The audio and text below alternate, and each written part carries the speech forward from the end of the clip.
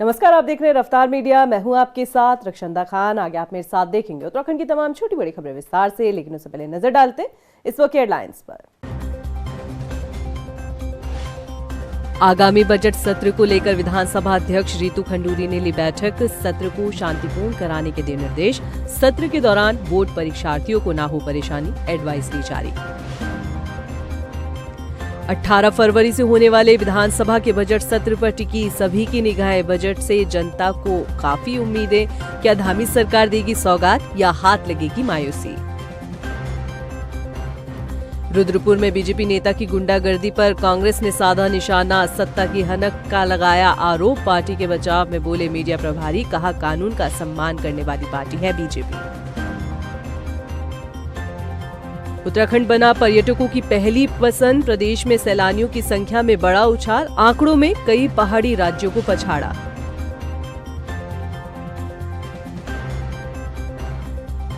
Headlines के बाद bulletin में खबरें विस्तार से, और बात सबसे पहले कर लेते हैं उत्तराखंड के बजट सत्र की। रविवार को विधानसभा अध्यक्ष रितु खंडूरी ने आगामी बजट सत्र को लेकर बता दें कि बैठक ली। बताया जा रहा है कि इस बैठक में जिला अधिकारी सहित तमाम आला अफसर मौजूद रहे। इस दौरान विधानसभा अध्यक्ष रितु खंडूरी ने बजट सत्र को सुचारू और शांतिपूर्ण तरीके से संपन्न कराने को लेकर जरूरी दिशा निर्देश दिए। वहीं विधानसभा अध्यक्ष ने बताया कि सत्र के दौरान बोर्ड परीक्षाओं के चलते छात्र छात्राओं को कोई समस्या ना हो, इसके लिए एडवाइजरी जारी की है।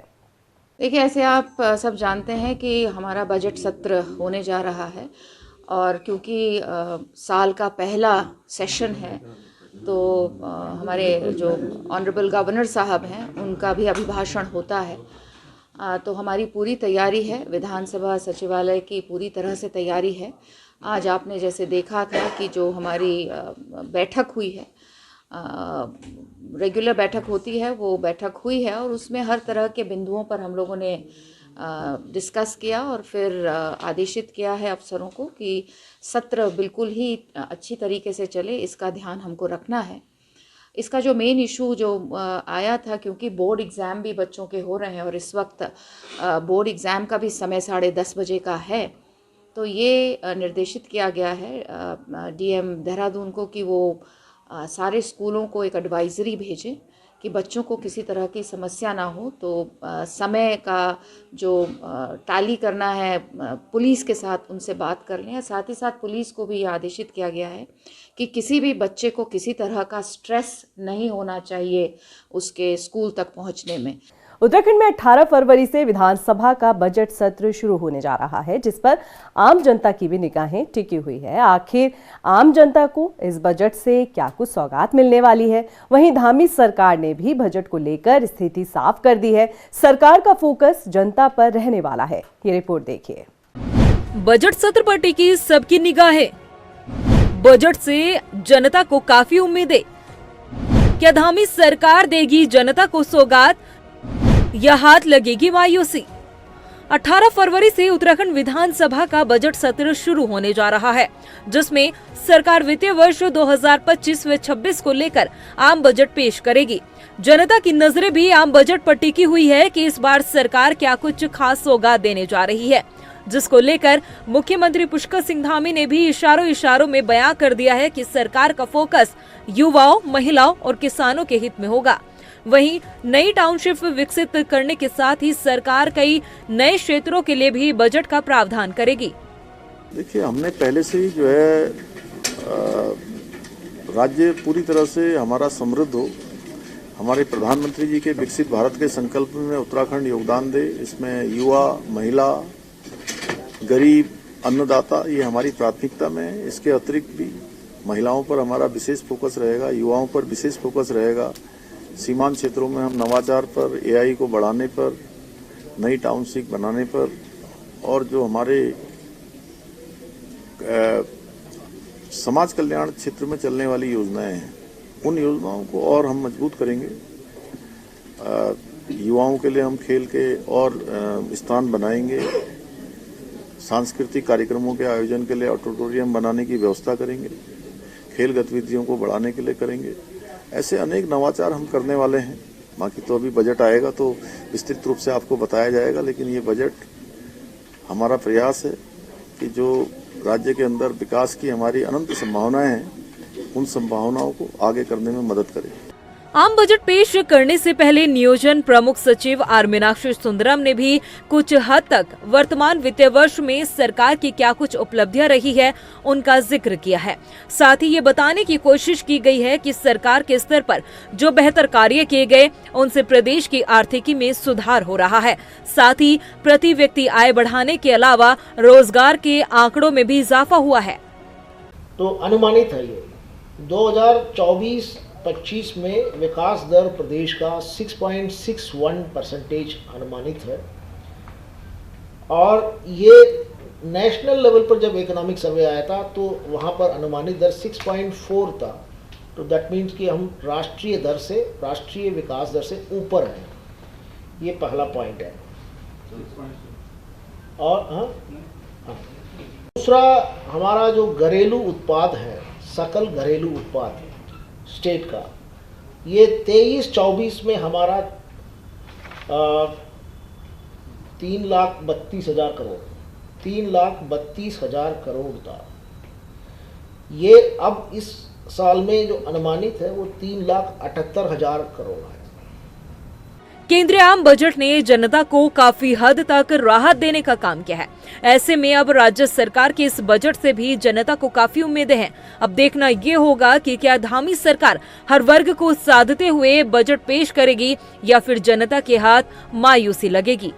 रफ्तार मीडिया के लिए देहरादून से मनीष डंगवाल की रिपोर्ट। उधर उधम सिंह नगर के रुद्रपुर में बीजेपी नेता की गुंडागर्दी का एक वीडियो जमकर वायरल हो रहा है, जिसमें भाजपा नेता पुलिसकर्मी के साथ हाथापाई करते हुए नजर आ रहे हैं। इस वायरल वीडियो के बाद विपक्षी दल कांग्रेस ने भाजपा पर जमकर निशाना साधा। क्या कुछ पूरा मामला है, आइए रिपोर्ट से समझते हैं। बीजेपी नेता की गुंडागर्दी का मामला, पुलिसकर्मी को थप्पड़ जड़ते दिखा बीजेपी नेता। कांग्रेस ने भाजपा पर साधा निशाना, दबंग गए या फिर गुस्सा। पहले आप इस वीडियो को जरा गौर से देख लीजिए। इस वीडियो में एक पुलिसकर्मी है और बाकी के लोग बीजेपी नेता और उनके समर्थक हैं। ये मामला रुद्रपुर का है, जहां बीजेपी नेता पुलिसकर्मी को पीटते हुए नजर आ रहा है। तो तकलीफ है, आप पुलिस वाले हो, पुलिस वाले हो।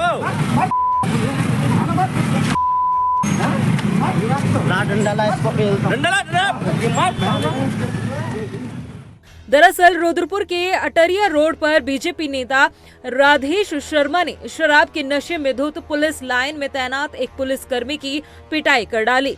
इस दौरान मौके पर मौजूद अन्य लोग भी पुलिसकर्मी के साथ हाथापाई करते हुए नजर आए। हालांकि वीडियो में पुलिसकर्मी भी मारपीट करते हुए दिखाई दिया। वहीं इस घटना का वीडियो वायरल होने के बाद हेड कांस्टेबल को एसएसपी मणिकांत मिश्रा ने एक्शन लेते हुए निलंबित कर दिया है। साथ ही पुलिस ने बीजेपी नेता को भी गिरफ्तार किया। हमारे पुलिस के कर्मचारी हैं जो कि अभी लाइन हाजिर चल रहे थे और ड्यूटी से भी एब्सेंट चल रहे थे, तो इनके साथ किसी के द्वारा मारपीट की गई, संज्ञान में आया। तो इन्होंने तहरीर भी दी है। तहरीर पर जिन लोगों ने इनके साथ अभद्रता करी है, मारपीट करी है बिना किसी उकसावे के, तो उन पर कार्रवाई करी जाएगी। और क्योंकि ये लाइन हाजिर थे और एब्सेंट थे, इसके बाद भी वर्दी धारण करे हुए थे, तो इनके खिलाफ भी, हमारे पुलिस कर्मचारी के खिलाफ भी अनुशासन वाली कार्रवाई करी जाएगी। वहीं सड़क पर दिन दहाड़े हुए इस मामले को लेकर अब न सिर्फ पुलिस की कार्यप्रणाली पर सवाल उठ रहे हैं, बल्कि मुख्य विपक्षी दल कांग्रेस ने भी सवाल खड़े किए। कांग्रेस प्रदेश अध्यक्ष करण माहरा ने कहा कि इस वीडियो के जारी होने के बाद अब पुलिस कर्मियों का मनोबल टूटेगा, क्योंकि बीजेपी राज में भाजपा नेता की गुंडागर्दी भी अब साफ तौर पर देखने को मिल रही है। शुक्रवार को रुद्रपुर में एक भारतीय जनता पार्टी के नेता, जो पार्षद के पति भी हैं, एक पुलिसकर्मी को भद्दी भद्दी गालियां दे रहे हैं तथा उसकी पिटाई भी कर रहे हैं। ये वीडियो आज सोशल मीडिया में जारी है, सभी इसको देख रहे हैं। निश्चित से पुलिस कर्मियों का मनोबल टूटेगा और भाजपा की जो गुंडागर्दी सरेआम हो गई, हिम्मत इतनी बढ़ गई है कि अभी वर्दी पे हाथ उठाने लगे हैं। हो सकता है कि पुलिसकर्मी की गलती हो, लेकिन उसकी शिकायत उच्चाधिकारियों से की जा सकती थी। ये ना करके स्वयं कानून अपने हाथ में लेके जिस तरीके से भाजपा के नेता ने गुंडागर्दी करने की कोशिश की है, निश्चित ही निंदनीय है और एक चेहरा है इस बात का कि भारतीय जनता पार्टी वालों के हौसले बुलंद हैं। जिस तरीके से बलात्कार की घटनाओं में लगातार बीजेपी के नेताओं के नाम आ रहे हैं, जिस तरीके से भर्ती घोटालों में बीजेपी के नेताओं के नाम आ रहे हैं, अब एक नई कड़ी शुरू हुई है जिसमें अब पुलिसकर्मियों पर सीधे सीधे बीजेपी के नेता जो है हाथ डाल रहे हैं। वहीं पूरे मामले को लेकर भाजपा अपनी पार्टी का बचाव करते हुए नजर आई। बीजेपी के प्रदेश प्रवक्ता मनवीर सिंह चौहान का कहना है कि भाजपा कानून का सम्मान करने वाली पार्टी है और जो भी आरोपी साबित होगा उसके खिलाफ कानूनी कार्रवाई की जाएगी। देखिए, ये कानून अपना काम अपने हिसाब से करता है और कार्रवाई भी हुई है। चाहे कोई भी व्यक्ति हो, अगर गलती चाहे हमारे कार्यकर्ता की हो तो निश्चित रूप से खिलाफ कार्रवाई की गई है और पुलिस के जवान की भी अगर गलती हुई तो उसके खिलाफ भी कार्रवाई की गई है। इसलिए ये कोई विषय नहीं है कि कोई इसको मुद्दा बनाए। अगर कानून के साथ कोई खिलवाड़ करने की कोशिश करे तो उसके खिलाफ हमारी सरकार कड़ी कार्रवाई करती है। बीजेपी नेता की मारपीट के बाद कांग्रेस भाजपा पर सत्ता की हनक का आरोप लगा रही है। अब देखना ये होगा कि अनुशासन का पाठ पढ़ाने वाली भाजपा अनुशासनहीनता पर अपने नेता के खिलाफ क्या कुछ एक्शन लेती है। रफ्तार मीडिया के लिए देहरादून से सुशांत सिंह की रिपोर्ट। प्रदेश सरकार आदि कैलाश और ओम पर्वत की यात्रा को बढ़ावा देने जा रही है। लिहाजा सरकार ने शीतकाल में भी हेली सेवा के जरिए आदि कैलाश और ओम पर्वत दर्शन की मंजूरी दी है। ऐसे में रुद्राक्ष एविएशन प्राइवेट लिमिटेड श्रद्धालुओं के लिए MI-17 हेलीकॉप्टर की सेवा शुरू करने जा रही है। वहीं पर्यटन सचिव सचिन कुर्वे ने बताया कि इससे उच्च हिमालय क्षेत्रों में पर्यटन को बढ़ावा मिलेगा। आदि कैलाश ओम पर्वत इसके संदर्भ में पिछले यात्रा तो पहले से भी चलती आई है, लेकिन इसको एक हाई एंड का प्रोडक्ट बनाने के पॉइंट ऑफ व्यू से पिछले साल से हमने इसको एरियल सर्विस भी इसमें शुरू कराई है। अगर हम आंकड़ों की तरफ देखें तो 2022 के बाद आदि कैलाश ओम पर्वत की जो यात्रा है, आदि कैलाश यात्रा जिसे कहा जाता है, इसमें ऑलमोस्ट बढ़ोतरी तो हुई है, लेकिन विगत साल में ये बढ़ोतरी 3 गुना देखी गई है। तो एरियल के माध्यम से, एरियल दर्शन के माध्यम से, और पिछले नवंबर दिसंबर में हमने कैलाश के दर्शन फ्रॉम इंडियन सॉइल ये भी हमने कराया था, तो इसको बहुत अच्छा रिस्पांस मिला है। और उसी के मद्देनज़र जो अभी कल की कैबिनेट में जो निर्णय हुआ है कि हमने MI-18 के माध्यम से एरियल दर्शन की हमने सुविधाएं शुरू की है, जिसमें 26,000 रुपीज़ का एक काइंड ऑफ एक कैप हमने अपनी तरफ से हम वो बेयर कर रहे हैं UTDB। यूं तो लोगों के पास घूमने के लिए पहाड़ी राज्यों में कई विकल्प हैं, लेकिन हालिया रिपोर्ट के मुताबिक उत्तराखंड पर्यटकों की पहली पसंद बन चुका है। उत्तराखंड पहुंचने वाले पर्यटकों की संख्या में बड़ा उछाल देखने को मिला है। ये रिपोर्ट देखिए।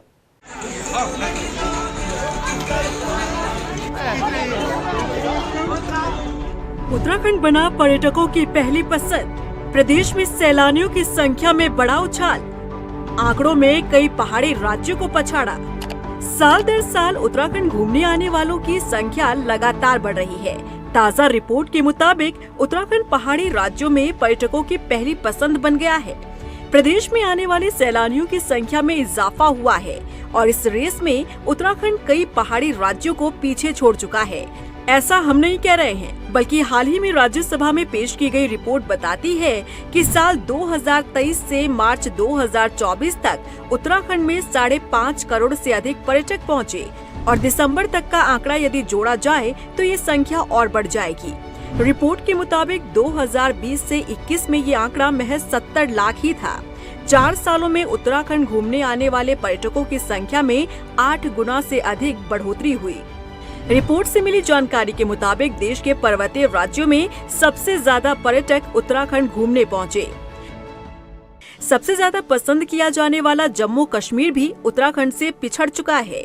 पर्वतीय राज्यों की बात करें तो जम्मू कश्मीर, हिमाचल प्रदेश, असम, मेघालय, सिक्किम, अरुणाचल प्रदेश, त्रिपुरा, मिजोरम, नागालैंड और मणिपुर, इन सभी राज्यों को उत्तराखंड ने पर्यटकों की संख्या में पछाड़ दिया है। आंकड़ों की बात करें तो उत्तराखंड में साल 2020 में घरेलू पर्यटक 70.05 लाख पहुँचे। 2021 में ये बढ़कर 1 करोड़ 94 लाख हुआ। 2022 में ये आंकड़ा 5 करोड़ 46 लाख पहुंचा। 2023 में 5 करोड़ 81 लाख। जम्मू कश्मीर की बात करें तो 2020 में 25,19,000 पर्यटक पहुंचे, जबकि 2021 में 1,13,00,000, 2022 में 1,84,00,000 और 2023 में यह आंकड़ा 2,06,00,000 पहुंचा। बता दें कि उत्तराखंड में पर्यटकों के बढ़ने का मुख्य कारण यहाँ का धार्मिक पर्यटन है। रिपोर्ट के मुताबिक गढ़वाल मंडल के प्रमुख पर्यटन स्थलों में हरिद्वार सबसे आगे रहा, जहाँ 3,70,00,000 पर्यटक आए। इसके अलावा एडवेंचर और नेचर टूरिज्म भी खूब फल फूल रहा है, जिससे स्थानीय कारोबार में तेजी आई और रोजगार के अवसर भी बढ़ रहे हैं। रफ्तार मीडिया के लिए देहरादून से ब्यूरो रिपोर्ट।